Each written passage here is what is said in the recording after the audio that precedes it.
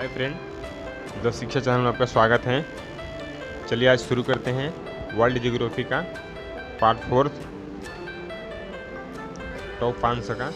ये सारे question previous year हैं, कहीं ना कहीं पूछे गए हैं 2015 से 2020 के बीच में। तो चलिए देखते हैं क्वेश्चन नंबर 1। क्षेत्रफल के आधार पर पृथ्वी का सबसे बड़ा महाद्वीप कौन सा है? तो इसका आंसर होगा बी, एशिया महाद्वीप।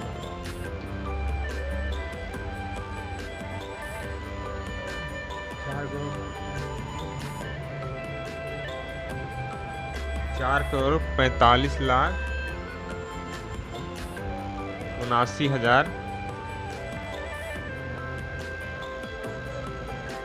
वर्ग किलोमीटर में फैला हुआ है।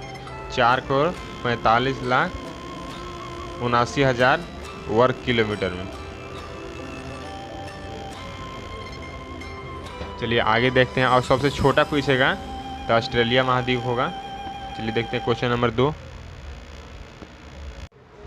क्वेश्चन नंबर 2, पृथ्वी को क्षितिज के समानांतर घेराव करने वाले काल्पनिक रेखाएं क्या कहलाती हैं?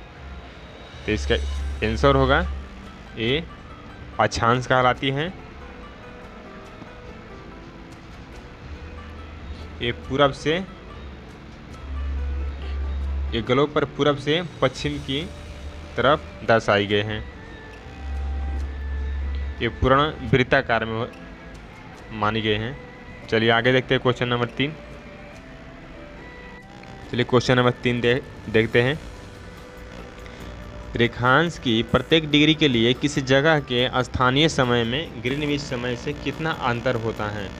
तो इसका आंसर होगा बी, क्योंकि पृथ्वी 24 घंटे में 360 डिग्री का चक्कर लगा लेती है। तो 15 डिग्री का चक्कर 1 घंटे में लगाती है और 1 घंटे में 60 मिनट होते हैं। इसे 15 से डिवाइड करेंगे तो 4 मिनट में 1 डिग्री का चक्कर लगा लेती हैं। इसका आंसर होगा बी, 4 मिनट। चलिए आगे देखते हैं क्वेश्चन नंबर 4। चलिए क्वेश्चन नंबर 4 देखते हैं। और हाँ, एक बार ये पूछा था कि दोनों ध्रुवों को मिलाने वाली रेखा को क्या कहते हैं? तो उसे देशांतर कहते हैं। चलिए आगे देखते हैं क्वेश्चन नंबर 4। 2 घंटों के अंतराल के लिए देशांतर दूरी किसके बराबर होगी? ये पिछले क्वेश्चन पर ही आधारित है। इसका आंसर होगा बी, 30 डिग्री। चलिए आगे देखते हैं क्वेश्चन नंबर 5। चलिए क्वेश्चन नंबर 5 देखते हैं। किसी 2 निरंतर देशांतरों के बीच समय का अंतर कितना होता है? इसका आंसर होगा सी, फिर वही क्वेश्चन डाल दिया है। चलिए आगे देखते हैं क्वेश्चन नंबर 6। चलिए देखते हैं क्वेश्चन नंबर 6। नेपाल भारत के अलावा किस अन्य देश के साथ अपनी सीमा साझा करता है? तो इसका आंसर होगा ए, चीन के साथ।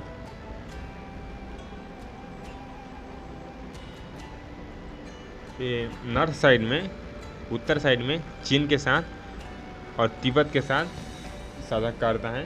और दक्षिण पूर्व और पश्चिम में भारत के साथ करता है। चलिए आगे क्वेश्चन नंबर 7 देखते हैं। चलिए क्वेश्चन नंबर 7 देखते हैं। निम्नलिखित में से किस काल्पनिक रेखा के द्वारा समान वर्षा स्तर वाले स्थानों को जोड़ा जाता है? तो इसका आंसर होगा सी, समवर्षा रेखाएं। इसे इंग्लिश में कहते हैं आइसोहाइट। आइसो बार पूछा गया है। इसे आइसो बार जो होता है वो दाब के लिए होता है।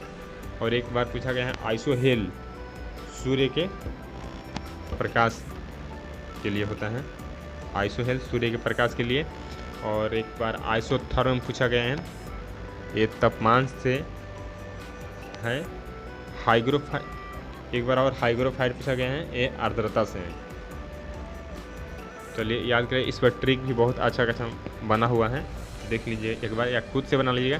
खुद से बना हुआ ट्रिक अच्छा रहता है, वो ज़्यादा देर तक याद भी रहता है। मैं भी ट्रिक बनाकर याद किया हूँ। चलिए आगे देखते हैं क्वेश्चन नंबर 8। क्वेश्चन नंबर 8, निम्नलिखित में से कौन सी काल्पनिक रेखा 0 डिग्री अक्षांश पर स्थित है? तो इसका आंसर होगा ए, भूमध्य रेखा। चलिए क्वेश्चन नंबर 9 देखते हैं। चलिए देखते हैं क्वेश्चन नंबर 9, निम्नलिखित में से कौन सा युग्म सही है? तो इसका आंसर होगा डी, सभी विकल्प सही हैं। प्रधान मध्याह्न रेखा ये 0 डिग्री देशांतर को कहते हैं, तो इसे रेखांश कहते हैं, ये भी सही है। कर्क रेखा वो 23 1/3 उत्तरी अक्षांश रेखा को कहते हैं, सही है ये भी। और भूमध्य रेखा 0 डिग्री अक्षांश रेखा को कहते हैं, ये सारे विकल्प सही हैं। चलिए आगे देखते हैं क्वेश्चन नंबर 10। चलिए क्वेश्चन नंबर 10 देखते हैं। निम्नलिखित में से किस देश के साथ चीन की सीमा रेखा सबसे लंबी है? तो इसका आंसर होगा डी, मंगोलिया के साथ 4677 किलोमीटर लंबा है। और सबसे छोटा पूछेगा चीन के साथ तो होगा अफगानिस्तान। अफगानिस्तान का सीमा 76 किलोमीटर तक ही लगा है। चलिए आगे देखते हैं क्वेश्चन नंबर 11। चलिए क्वेश्चन नंबर 11, एक दूसरे से लंबवत ऊर्ध्वाधर एवं क्षैतिज रेखाओं की श्रृंखला के नेटवर्क को किस नाम से जाना जाता है? तो इसका आंसर होगा डी, भौगोलिक समन्वय। इसके तहत स्थान का निर्धारण करते हैं, अक्षांश और देशांतर रेखाओं का प्रयोग किया जाता है। चलिए आगे देखते हैं क्वेश्चन नंबर 12। चलिए देखते हैं क्वेश्चन नंबर 12, निम्नलिखित में से कौन संसार की दूसरी सर्वोच्च पर्वत चोटी है? तो इसका आंसर होगा ए, गॉडविन अस्टीन, और इसको केटू के नाम से भी जाना जाता है। इसकी हाइट है 8611 मीटर। ये पाक अधिकृत भारतीय भूभाग में पड़ता है। एक काराकोरम श्रेणी पर स्थित है और ये संसार की सबसे दूसरी है। और पहले पूछेगा तो माउंट एवरेस्ट होगा, जिसकी हाइट 8848 मीटर है और 2928 फीट होगा। चलिए इन नेपाल में स्थित है माउंट एवरेस्ट। चलिए आगे देखते हैं क्वेश्चन नंबर 13, कर्क रेखा तथा मकर रेखा के बीच का क्षेत्र क्या है? इसका आंसर होगा सी, उष्णकटिबंधीय है। चलिए आगे देखते हैं क्वेश्चन नंबर 14। चलिए देखते हैं क्वेश्चन नंबर 14, डोल्ड्रम दबाव क्षेत्र निम्नलिखित में से किन दो अक्षांशों के बीच स्थित हैं? इसका आंसर होगा ए, 5 डिग्री उत्तर से 5 डिग्री दक्षिणी तक। अवमंडलीय दशाएं शांत होने के कारण इसको डोल्ड्रम या शांत कटिबंध कहते हैं। चलिए आगे देखते हैं क्वेश्चन नंबर 15, निम्नलिखित में से कौन सा शहर पोटोमैक नदी के तट पर स्थित है? तो इसका आंसर, अच्छा दो विकल्प नहीं दिया है, मैड्रिड और वाशिंगटन डीसी। तो इसका आंसर होगा वाशिंगटन डीसी। ये संयुक्त राज्य अमेरिका की राजधानी भी है, ये पोटोमैक नदी के घाट पर स्थित है। चलिए आगे देखते हैं क्वेश्चन नंबर 16। चलिए क्वेश्चन नंबर 16 देखते हैं। मानचित्र पर समान दबाव वाले क्षेत्रों को क्षेत्र रेखा को क्या कहा जाता है? तो इसका आंसर होगा ए, आइसोबार कहा जाता है। चलिए आगे क्वेश्चन नंबर 17।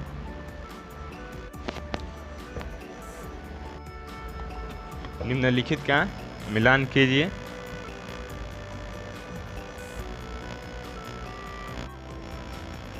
निम्नलिखित का मिलान कीजिए। पर्वत श्रृंखला पूछा है और किस महाद्वीप में स्थित हैं ये पूछा है। तो हिमालय, तो ये हमारे एशिया में स्थित हैं हिमालय। एंडीज दक्षिणी अमेरिका में, और रॉकी उत्तर अमेरिका में स्थित हैं। चलिए आगे देखते हैं क्वेश्चन नंबर 18। कौन सी काल्पनिक रेखा ग्लोब को 2 बराबर भागों में बांटती हैं? तो इसका आंसर होगा सी, विषुवत रेखा। चलिए आगे देखते हैं क्वेश्चन नंबर 19। निम्नलिखित में से किस देश की सीमा चीन से लगती हैं?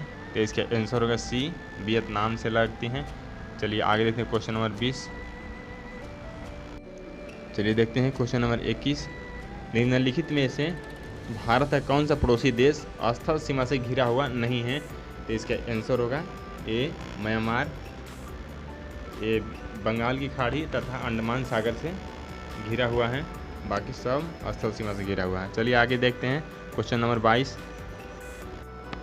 चलिए देखते हैं भारत और 22 नंबर क्वेश्चन है, भारत और पाकिस्तान की सीमा पर स्थित मुहाने का नाम क्या है?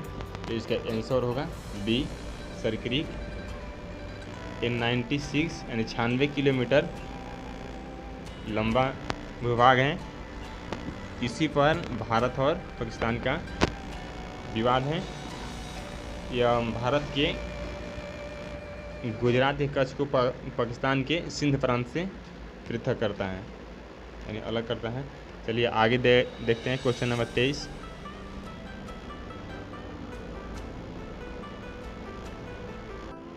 Question number 23। निम्नलिखित में से किस महाद्वीप से तीनों अक्षांश रेखाएं अर्थात भूमध्य रेखा, कर्क रेखा तथा मकर रेखा होकर गुजरती है? तो इसका आंसर होगा डी, अफ्रीका से। चलिए वीडियो लंबा होने के कारण ज़्यादा नहीं बता पा रहा हूँ। चलिए फ्रेंड, तो अब वीडियो को ख़त्म करते हैं। अब इसके बाद जो भी क्वेश्चन है वो रिपीटेड क्वेश्चन ही है, इसी में से रिपीट किया हुआ है घुमा करके। तो इतना वीडियो देख लीजिए, वो क्वेश्चन इसी में आ जाएगा। और मैं उम्मीद करता हूँ कि यदि ये पूरे पार्ट 4 हैं, पूरे वर्ल्ड ज्योग्राफी देख लेते हैं तो क्वेश्चन यहाँ से बाउंस नहीं करेगा, इसी से घुमा फिरा कर क्वेश्चन डालता रहता है। चलिए यदि वीडियो अच्छा लगा होगा तो लाइक, शेयर एंड सब्सक्राइब जरूर करना, और मिलते हैं अगले क्लास में। चलिए टेक केयर, बाय बाय।